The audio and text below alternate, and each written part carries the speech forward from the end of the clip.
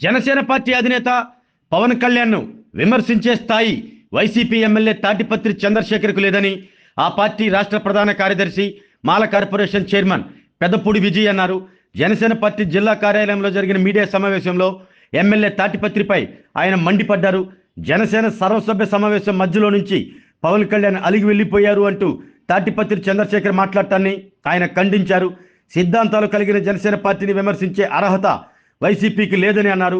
ప్రజా సమస్యలపైన పోరాటం చేయని ఎమ్మెల్యేలు ఇష్టం వచ్చినట్లు మాట్లాడితే సరైన సమయంలో తగిన బుద్ధి చెప్తామంటూ హెచ్చరించారు.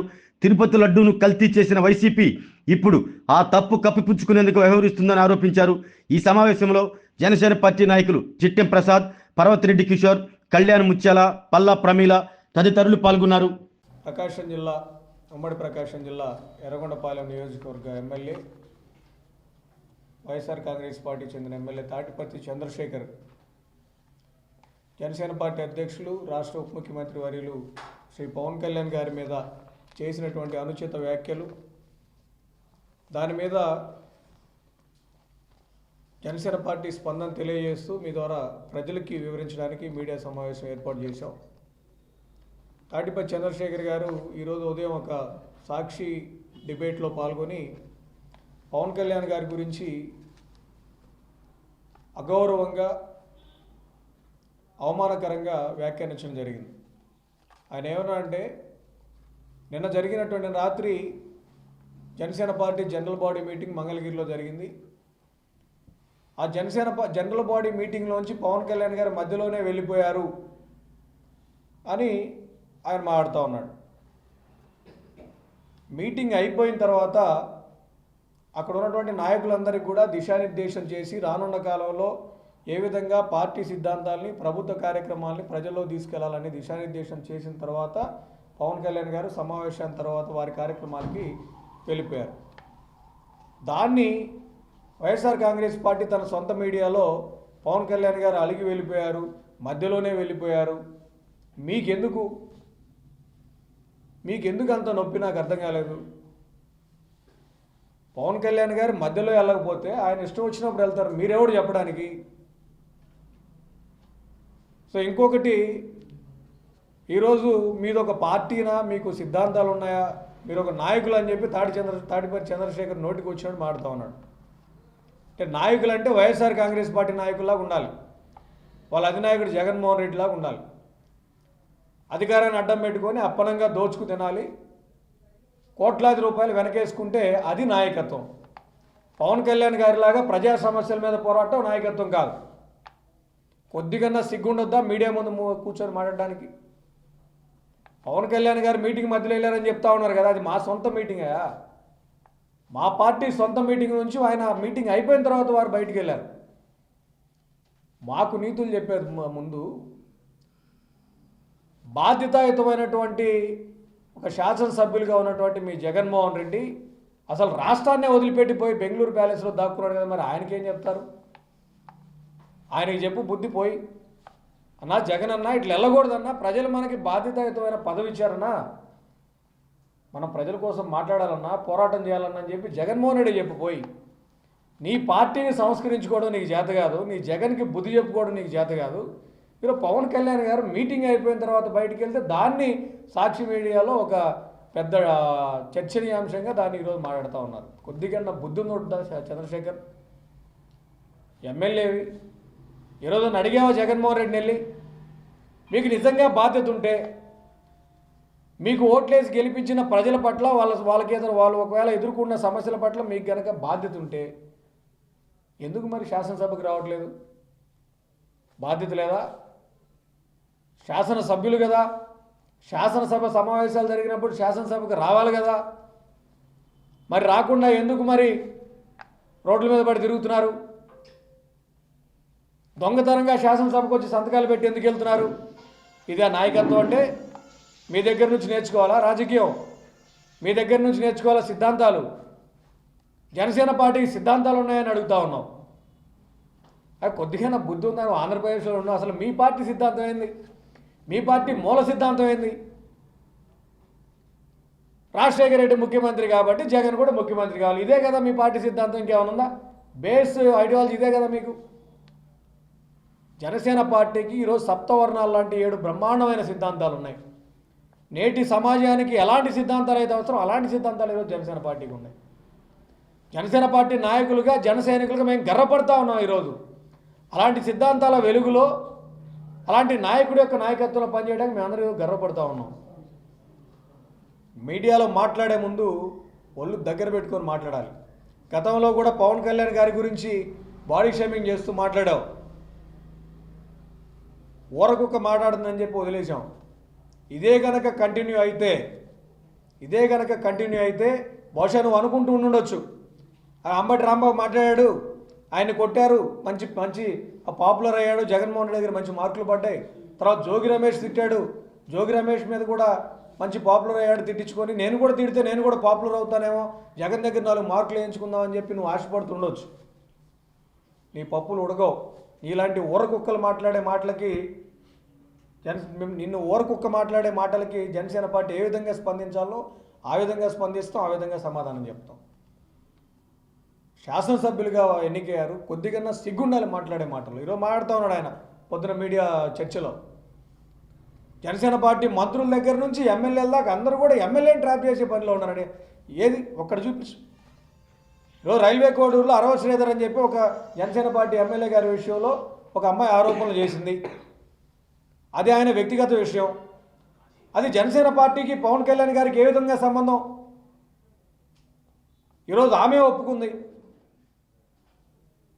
వారి వ్యక్తిగత వ్యవహారాలని, వ్యక్తిగత సంబంధాలని ఈరోజు పార్టీకి ముడిపెట్టి పవన్ కళ్యాణ్ గారు ఏదో చేయమన్నట్టు, జనసేన పార్టీ అంతా అరవ శ్రీధర్ గారి వెనకుండా ఆయన చేసి ప్రోత్సహించి చేయమన్నట్టు మీరు అందరూ స్త్రీలు ఈరోజు ట్రాప్ చేసి వాళ్ళు ఆర్థికంగా దోచుకున్నారంట. అంబటి రాంబాబు, అవంతి శ్రీనివాసు, జోగి రమేష్, తర్వాత వాళ్ళ ఎంపీ మాధవ్, వీళ్ళందరూ కూడా శుద్ధపోసులు. అసలు ఏమీ తెలియదు పాప అమాయకులు వీళ్ళంతా. ఒక వేలు ఎదుటివాడు వైపు చూపించేటప్పుడు 4 వేలు మన వైపు చూస్తాయి. తప్పులు జరిగితే విమర్శ చేయాలనుకుంటే విమర్శ చేయడానికి ఒక పద్ధతి ఉంటుంది. పద్ధతి ప్రకారం విమర్శ చేస్తే పద్ధతి ప్రకారం సమాధానం చెప్తాం. ఊరకుక్క మాట్లాడినట్టు మొరిగితే, జగన్మోహన్ రెడ్డి దగ్గర మార్కులు వేయించుకుందామని చెప్పి మొరిగితే జనసేన పార్టీ చూస్తూ ఊరుకోదని చెప్పి సందర్భంగా తెలియజేస్తాం. ఇంకో విషయం చెప్తున్నాడు ఆయన, లడ్డూ విషయంలో పవన్ కళ్యాణ్ గారు నానా రాద్ధాంతం చేశారని చెప్తా ఉన్నాడు. మీరు అధికారంలో ఉన్నప్పుడు 2022లో తిరుమల తిరుపతి దేవస్థానం ప్రసాదానికి వాడిన నెయ్యిలో కల్తీ జరిగిందని చెప్పి ఆ రోజున మీ పార్టీ నాయకుడే చైర్మన్గా ఉండి మైసూర్లో ఉన్న Central Food Technology and Research ఇన్స్టిట్యూట్కి నమూనాలు పంపించిన మాట వాస్తవం కాదా? ఆ రిపోర్ట్లో నెయ్యి కల్తీ జరిగిందని చెప్పి రిపోర్ట్ వస్తే మరి ఆ రిపోర్ట్ని తొక్కిపెట్టింది ఎవడు? ఆ రిపోర్ట్ని తొక్కిపెట్టడం నేరం కాదా? నెయ్యిలో కల్తీ జరగలేదా? ఈరోజు వీళ్ళు ఏం చెప్తా ఉన్నారు, నెయ్యిలో జంతువుల కొవ్వు కలవలేదు. సిట్ ఏం చెప్పింది ఈ రోజున? కల్తీ జరిగిన మాట వాస్తవం, కల్తీ జరిగిన మాట వాస్తవం అని చెప్పి 100% అది రుజువైంది సిట్ రిపోర్ట్ ద్వారా. కానీ వీళ్ళు ఏం చెప్తున్నారు, పూర్తిగా నెయ్యి అని ఏదైతే మనం ఈరోజు మాట్లాడుతూ ఉన్నామో వైసీపీ వాళ్ళు చెప్తా ఉన్నారో అక్కడ చుక్క కూడా నెయ్యి లేదు.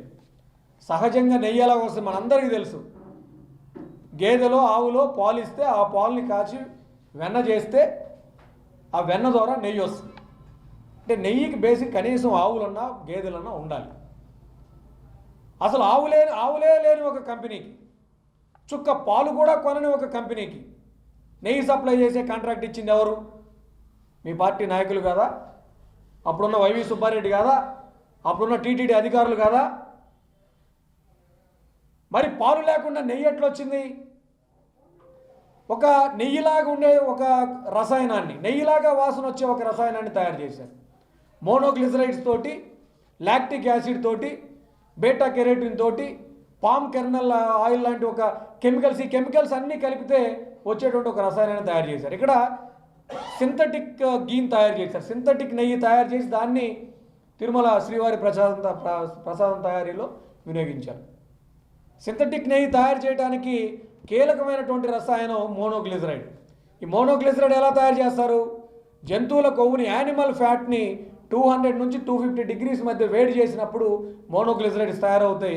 ఆ మోనోగ్లిసరైడ్స్ తిరుమల శ్రీవారి ప్రసాదంలో వాడిన నెయ్యిలో ఉన్నాయని చెప్పి ఈరోజు సిట్ రిపోర్ట్లో చాలా చక్కగా వాళ్ళు ఎక్స్ప్లెయిన్ చేశారు. ఇంత పకడ్బందీగా అక్కడ చెప్తే మీరు కల్తీ లేదని చెప్పి బొంకుతారేంది? 2022లో మైసూరు నుంచి సెంట్రల్ ఫుడ్ ఇన్స్టిట్యూట్ ఇచ్చినటువంటి రిపోర్ట్ని తొక్కిపెట్టి ఎందుకు తొక్కిపెట్టారు? ఆ రోజు ఎందుకు చర్యలు తీసుకోలేదు? మీ కాసుల కక్కుర్తి కోసం, కమిషన్ల కోసం ఒక్కొక్క లీటర్ నెయ్యికి 25 రూపాయల చొప్పున మీ పిఏలు, మీ పర్సనల్ సెక్రటరీసు లంచం తీసుకున్న మాట, కమిషన్ తీసుకున్న మాట వాస్తవం కాదా? ఏం సమాధానం చెప్తారు దీనికి? దాదాపు 12.5 కోట్ల రూపాయలు కమిషన్ రూపంలో మీరు తీసుకోలేదా? 235 కోట్ల రూపాయలు 60 లక్షల లీటర్ల నెయ్యి కోసం వినియోగించిన 235 కోట్ల రూపాయల అవినీతికి ఎవరు సమాధానం చెప్తాడు? ఈరోజు ఆ గవర్నమెంట్లో సకల శాఖ మంత్రిగా పనిచేసి సజ్జల రామకృష్ణారెడ్డి చెప్తా ఉన్నాడు ఈ రోజున. కల్తీ సహజం అంట. అరే అది పరమ పవిత్రమైన శ్రీవారి దేవాలయం, అది ఆ లడ్డూ ప్రసాదానికి భక్తులకి మధ్య ఒక మనోభావాలు ముడిపడి ఉంటాయి. అలాంటి పరిస్థితుల్లో సహజంగా కల్తీ జరుగుతుందని ఎలా చెప్తావు? అంటే భక్తుల పట్ల, భక్తుల మనోభావాల పట్ల మీకు అసలు ఎలాంటి సెంటిమెంటే లేదు, ఎలాంటి పట్టింపు ఉండదు. మీకు కావాల్సింది ఏంటి? డబ్బులు కావాలి. చివరికి తిరుమల తిరుపతి దేవస్థానాన్ని కూడా మీ కమిషన్ల కోసం, మీ అక్రమ సంపాదన కోసం మీరు ఆ రోజు దాన్ని స్థావరంగా చేసుకొని హవాలా ద్వారా డబ్బులు మీ అకౌంట్లోకి మీ పార్టీ పెద్దలు మళ్లించుకుంటే ఆ కుంభకోణాన్ని ఈరోజు బట్టబయలు చేసినందుకు ఈరోజు పవన్ కళ్యాణ్ గారిని టార్గెట్ చేస్తూ ఉన్నారు. తిరుమల తిరుపతి దేవస్థానంలో 2019 నుంచి 2024 వరకు జరిగిన కల్తీ నెయ్యి, అక్రమ కల్తీ నెయ్యి అనేది ముమ్మాటికి వాస్తవం. దాంట్లో జంతువుల కొవ్వు నుంచి తయారు చేసిన మోనోగ్లిసరైడ్స్ ఉన్న మాట వాస్తవం.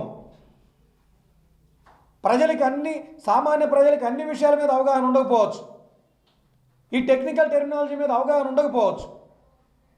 ఈ విధంగా వాళ్ళని తప్పుదోవ పట్టించి మేము నేరం చేయలేదు, మోసం మాత్రమే చేసామని చెప్పి బొంకేటువంటి ఈరోజు వైఎస్ఆర్ కాంగ్రెస్ పార్టీ నాయకులు ఆ పరిస్థితిలో ఉన్నారు. తాటిపర్తి చంద్రశేఖర్ ఒకటే చెప్తా ఉన్నా, ఏం సమాధానం చెప్తావు ఈ ప్రశ్నలన్నిటికీ? సాక్షి మీడియాలో కూర్చొని నీ ఇష్టం వచ్చినట్టు వ్యాఖ్యలు చేస్తూ ఉంటే అది సబబు కాదు. చర్చించుకుందాం. విమర్శ కూడా సిస్టమేటిక్గా విమర్శ చేయాలి. వ్యక్తిగతంగా విమర్శలు చేయడం అనేది రాజకీయంగా సాంప్రదాయం కాదు. నీకు నిజంగా బుద్ధి ఉంటే, సిగ్గుంటే జగన్మోహన్ రెడ్డి దగ్గరికి వెళ్ళి అడుగు. రేపు శాసనసభ సమావేశాలు జరగబోతా ఉన్నాయి అన్న, మన 11 మంది వెళ్ళి అక్కడ కూర్చొని దీని మీద మాట్లాడదాం, ప్రభుత్వాన్ని నిలదీద్దాం అని చెప్పి మీ ఎమ్మెల్యేలు అందరితో తీసుకొని పోయి ఇక్కడ అసెంబ్లీకి వెళ్ళండి. ప్రజలు మిమ్మల్ని ఎన్నుకుంటే బాధ్యత మర్చిపోయి, ఎమ్మెల్యేలు అనేటువంటి స్థాయి మర్చిపోయి, దిగజారిపోయి పవన్ కళ్యాణ్ గారు ఈరోజు మీరు చేసినటువంటి అవినీతిని బయటికి తీసుకొస్తే ప్రజల కోసం పనిచేస్తూ ఉంటే ఆయన మీద వ్యక్తిగతంగా విమర్శలు చేయడం అనేది దీనికన్నా దిగజారుడుతనం ఇంకోట్లేదని చెప్పి సందర్భంగా తెలియజేస్తూ, మరొక్కసారి పవన్ కళ్యాణ్ గారి గురించి వ్యక్తిగతంగా విమర్శలు చేస్తే, ఆయన వ్యక్తిత్వాన్ని కించపరుస్తూ మాట్లాడితే తగిన మూల్యం చెల్లించుకోవాల్సి వస్తుందని చెప్పి కూడా ఈ సందర్భంగా తెలియజేస్తారు. 5 ఏళ్లలో వాళ్ళు చేసిన పరిపాలన ప్రజలకి అర్థమయ్యి వాళ్ళని ఉప్పు పాత్రేసి 151 సీట్ల నుంచి 11 సీట్లకు పడేసినా కానీ ఇంకా బుద్ధి లేకుండా గత ప్రభుత్వంలో ఎన్నో హవాలాలు, ఎన్నో దొంగ దొంగ నాటకాలు అన్నీ ఆడి ఎంతో పవిత్రంగా హిందువులు కొలిచే తిరుపతి లడ్డు విషయంలో కల్తీ చేసి పవన్ కళ్యాణ్ గారు ఆ విషయాన్ని బయటకు తీసుకొచ్చారు. ఆయన ఏది మాట్లాడితే అదే ప్రజలు నమ్మే పరిస్థితుల్లో ఈరోజు ఉన్నారు. కాబట్టి పవన్ కళ్యాణ్ గారిని టార్గెట్ చేసి మాట్లాడడం ఎంత నవ్వసక్యంగా ఉందంటే, మీరు పవన్ కళ్యాణ్ గారి గురించి మాట్లాడే అర్హత మీకు ఎవ్వరికీ లేదు. మీ ప్రవర్తన ఎలా ఉందంటే, ఒక చిన్న కథ చెప్తాను. ఒక ఇంట్లో ఒక దొంగ పడి ఇలా దొంగతనం జరిగిందని ఆ ఇంట్లో వాళ్ళు కంప్లైంట్ చేస్తే పోలీసులు తీసుకెళ్ళి వాళ్ళని అరెస్ట్ చేసి జడ్జి ముందు నిలబెడితే అక్కడ జడ్జి గారు కాదు ఇంకొంచెం మనం విచారణ జరిపిద్దామని విచారణ చేస్తే ఆ ఇంట్లో కోళ్ళు దూడలు పోయినాయి అని కంప్లైంట్ చేశారు. కానీ అక్కడ జరిగింది బంగారం, డబ్బు ఇలాంటివి దొంగతనం జరిగినాయి అని తర్వాత రిపోర్ట్లో తెలిస్తే ఆ దొంగ అన్నాడంట, కాదు నేను కాదు కదా ఇవి దొంగతనం చేసింది కాబట్టి నేను దొంగను కాదు నిర్దోషిని అన్నట్టు ఈరోజు వైసీపీ నాయకులు ప్రవర్తిస్తున్నారు. గత ఎన్డీడీబీ రిపోర్ట్ ప్రకారం పవన్ కళ్యాణ్ గారు లడ్డులో కల్తీ జరిగింది, ఆ జంతువుల కొవ్వుతోటి లడ్డును తయారు చేశారు, ఇది హిందూ ధర్మానికి విరుద్ధం, హిందువుల మనోభావాలను దెబ్బతీశారని పవన్ కళ్యాణ్ గారు దానికి దీక్ష చేసి దానికి పరిహారంగా భగవంతునికి క్షమాపణ చెప్తే ఈ రోజున సిట్ విచారణలో రసాయనాలతో కల్తీ జరిగింది అని చెప్తున్నారు. అంటే ఆ రసాయనాలు దేంతో తయారు చేస్తారా అనేది ప్రజలకు తెలియదు కాబట్టి మీరు దాన్ని ఇంకో తప్పుదోవ పట్టించి అలాగే మీ నాయకుల చేత బూతులు మాట్లాడించి నోటికి ఇష్టం వచ్చినట్టు మాట్లాడిస్తే తప్పుదోవ పట్టదు. ఎవరైతే ఈ డ్రామాలన్నీ ఆడారో కల్తీ లడ్డు విషయంలో ఎవరైతే అన్ని తప్పులు చేశారో వాళ్ళందరినీ ఖచ్చితంగా పవన్ కళ్యాణ్ గారు బయటికి తీసుకొస్తారు, వాళ్ళందరికీ శిక్ష పడేలా చేస్తారు. ఇది ధర్మానికి సంబంధించింది. దేవుడితోనే మీరు ఆటలాడారు, మీరు డబ్బులు దోచుకున్నారు, ప్రజలను మోసం చేశారు, అన్నీ భరించాం. దేవుడితో కూడా ఆటలాడే పరిస్థితికి మీరు ఎంత నీచానికి దిగజారంటే ఈ అన్నీ తెలిసి ప్రజలు మీకు బుద్ధి చెప్పినా ఇంకా మీరు మారట్లేదు.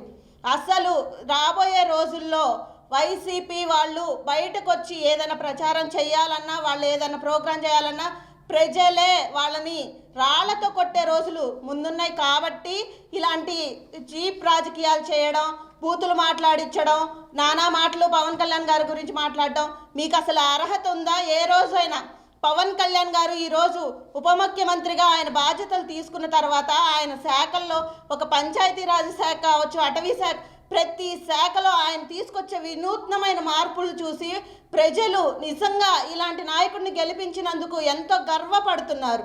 అలాంటి పరిస్థితుల్లో మీరు తప్పుదావ పట్టించడానికి ప్రజల్ని నానా మాటలంటే ప్రజలు ఈరోజు సోషల్ మీడియా చాలా వేగంగా ఉంది, ప్రతి విషయం బయటికి వస్తుంది. మీరు ఏ మాయ మాటలు చెప్పినా వినే పరిస్థితుల్లో లేదు.